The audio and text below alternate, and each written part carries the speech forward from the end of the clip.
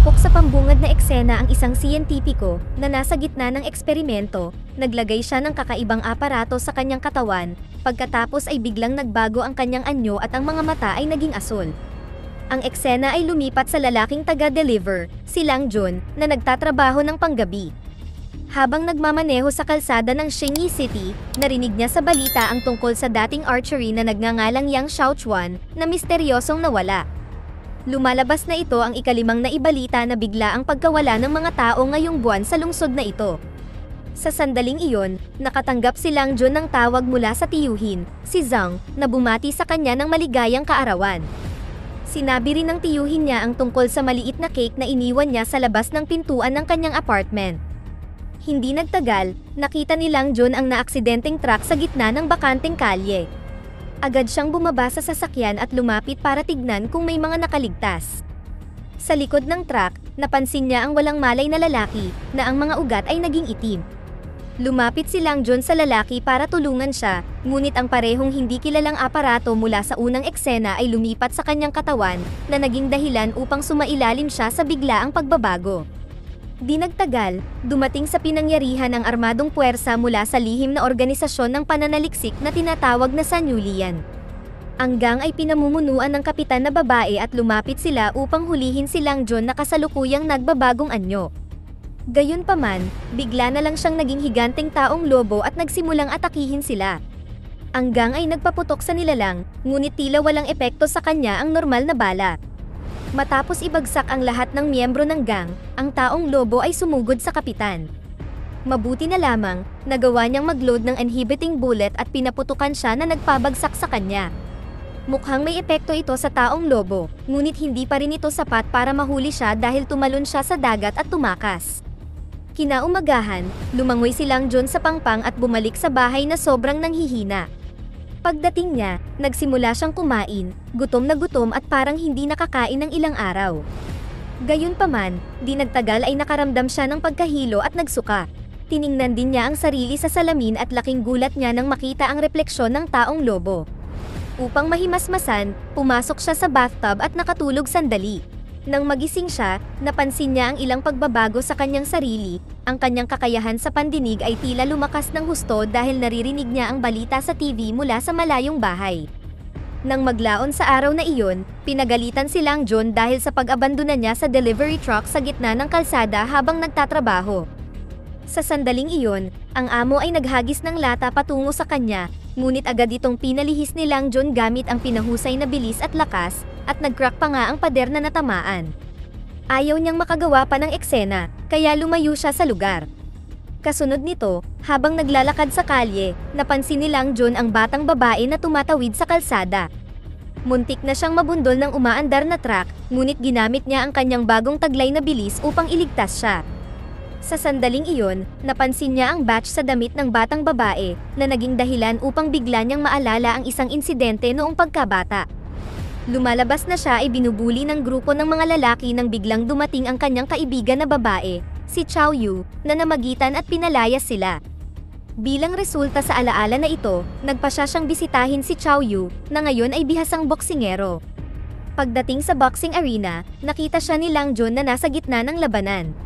Si Chao Yu ay napatunayan na mahusay at malakas na boksingero, na makikita sa kung paano niya madaling natalo ang kanyang kalaban. Ngunit habang ipinagdiriwang niya ang kanyang tagumpay, inatake siya ng nabigong kalaban mula sa likuran.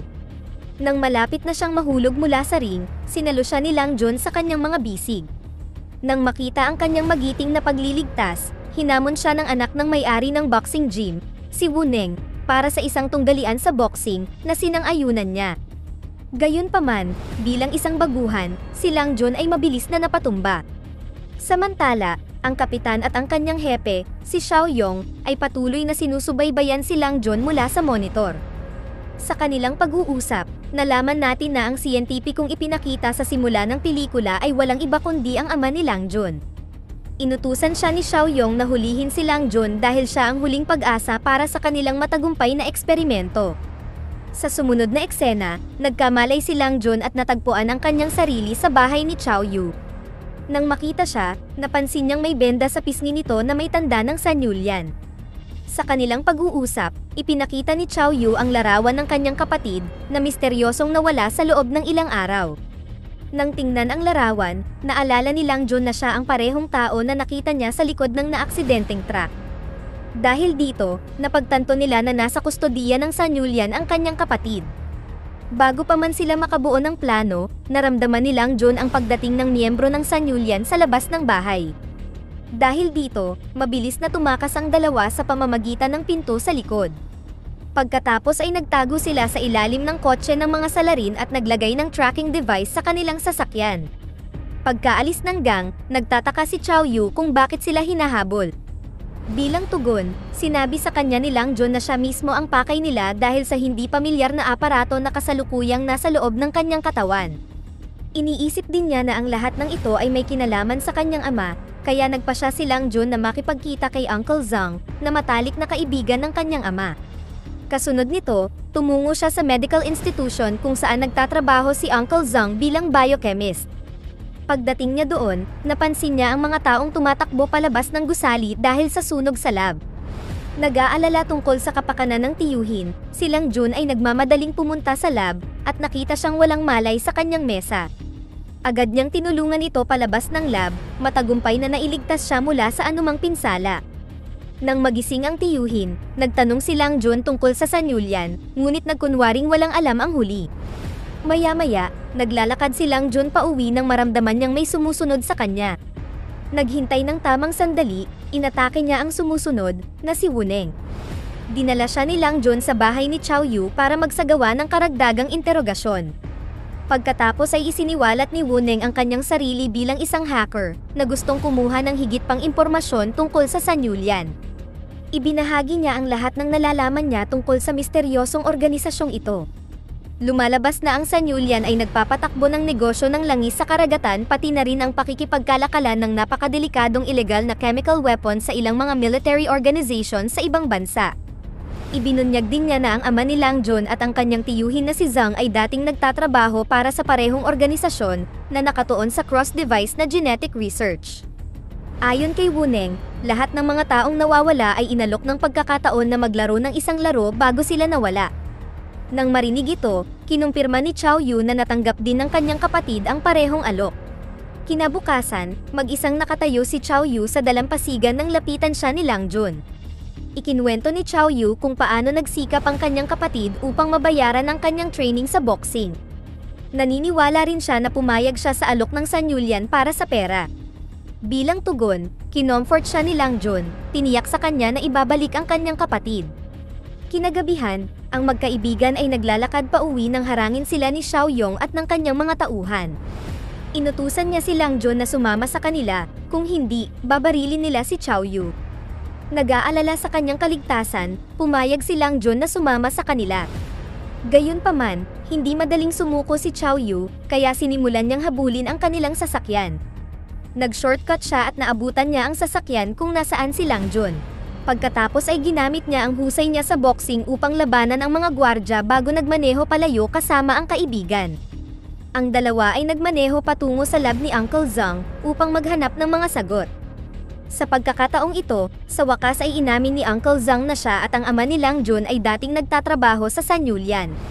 Idinetalye niya ang tungkol sa kanilang genetic research, na nagpapaliwanag kung paano nila in-extract ang mga genes na katugma ng tao mula sa mga ligaw na lobo upang lumikha ng espesyal na sangkap na pinangalan ng palisay.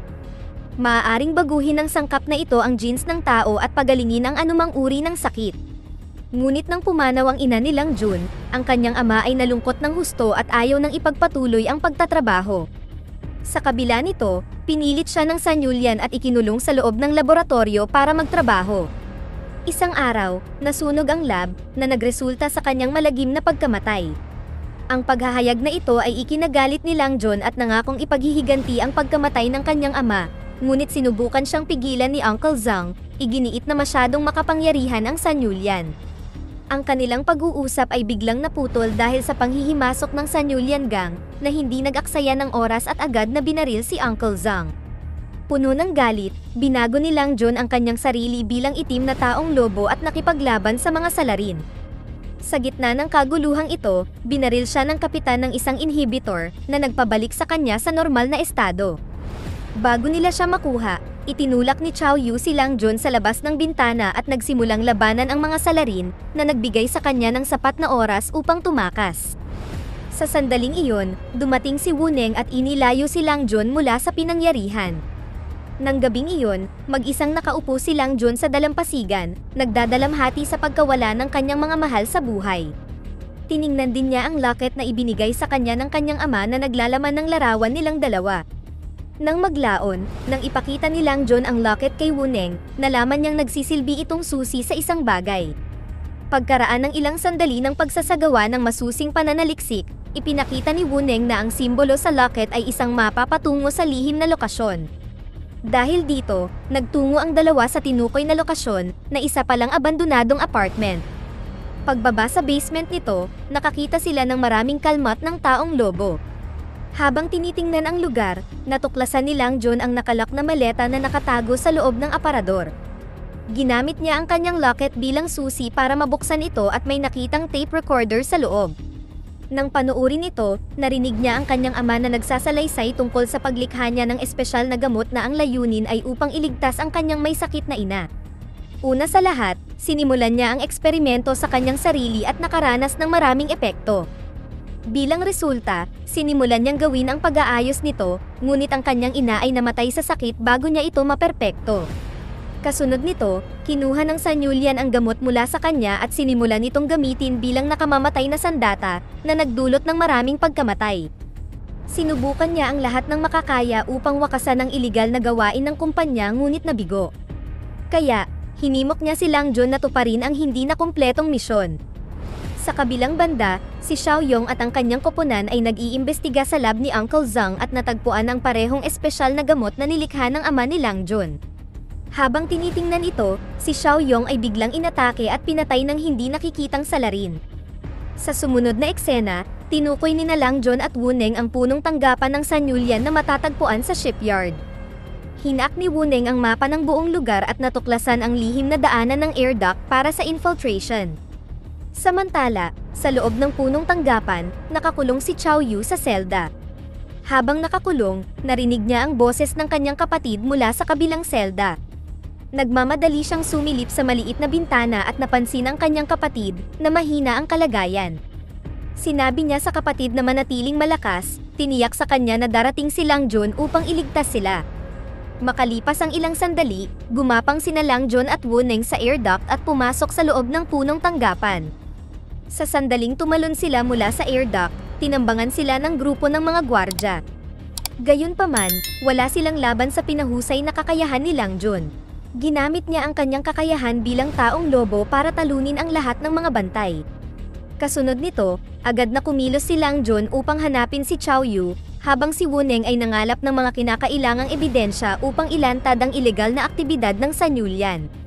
Hindi nagtagal, narating ni Lang Jun ang selda ni Chao Yu, ngunit wala siyang susi para buksan ang pinto. Habang hinahanap ang susi, nilapitan siya ni Uncle Zhang na nakakagulat na buhay pa pala. Sinabi niya na ginamit niya ang palasay at nabuhay muli. Sa gitna ng kanilang pag-uusap, nagplay ang isang video sa monitor na nagpapakita ng alitan sa pagitan ni Uncle Zhang at ng ama ni Lang Jun sa nakaraan.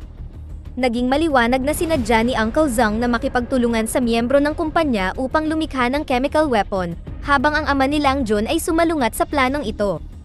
Sa sobrang galit, ikinulong ni Uncle Zhang ang ama ni Lang Jun sa loob ng lab na iniwang nilamon ng apoy. Ang paghahayag na ito ay nagpaunawa kay Lang Jun na si Uncle Zhang ang may pakana sa likod ng lahat ng ito. Ngayon na sa wakas ay nalantad na ang totoo, binago ni Uncle Zhang ang kanyang sarili bilang higanteng taong lobo upang salakayin siya, at gayon din si Lang Jun. Pagkatapos nito, ang dalawang taong lobo ay nakibahagi sa matinding one-on-one na labanan, kung saan si Uncle Zhang ay nagpakita ng higit na lakas.